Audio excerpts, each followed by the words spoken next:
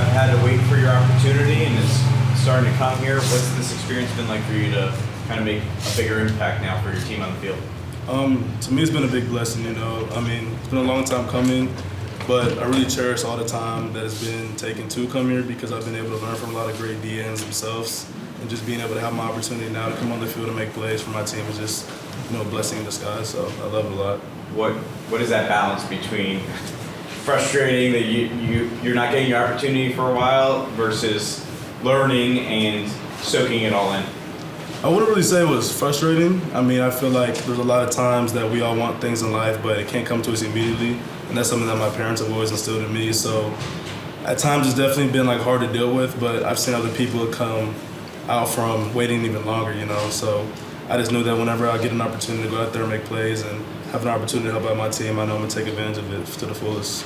Coach Freeman mentioned that you've been very consistent in your game over this season, that you've been doing a lot of the little things correctly.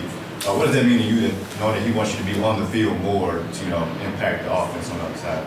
It's definitely a great feeling because I feel like Coach Freeman and Coach Wash, Coach Golden really have a lot of trust in me. And even outside of just a football player itself, they've always talked to me about their trust in me for being a leader.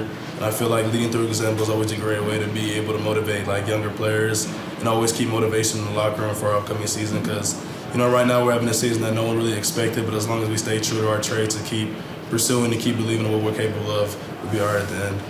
What's somewhere that the defensive line can improve? One thing that you've probably seen as a unit where you guys can improve on? I think a big thing that can separate us from other D lines are our effort and just being able to pursue to the ball all the time because, you know, I feel like we have great pass rushers, we have great run defenders and all that, but not a lot of D lines in the country have that relentless pursuit to the ball. And that's something that Coach Wash preaches a lot. So I feel like once we can really perfect that and really be elite at running to the ball every single play, no matter where it is, down the field, screen, quick draw, anything like that, then we'll really be at top level like defensive line. Now, you guys have had your least success overall as a team in terms of winning games at home. How much pride do you guys take in wanting to correct that?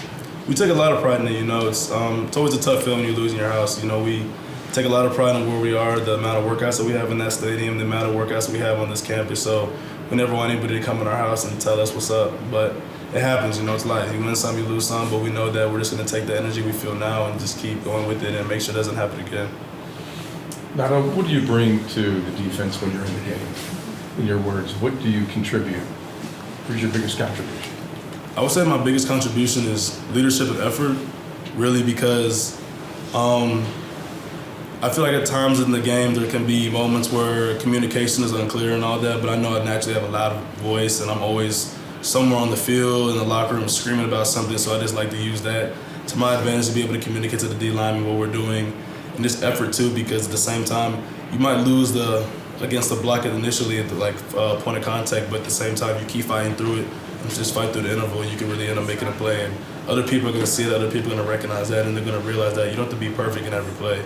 As long as you keep going, you have the will and the right intention to go get that ball, you're going to be able to make the play.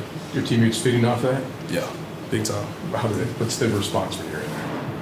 You know, our team, we have some dogs for real. I mean, I can tell you that there's times that we come into Google and we're tired, you know, we're dragged out, bodies hurt, but we know that everybody's hurting. We know everybody's tired, everybody wants to be back home, whether that's their house here in South Bend or whatever state they're from, but we know that we're all doing this together. We're all doing this for a bigger thing than us. So when we hit the field running, we know that we have to go no matter how hurting we are, no matter how tired we are. At the end of the day, like, you have to do it for your brother next to you.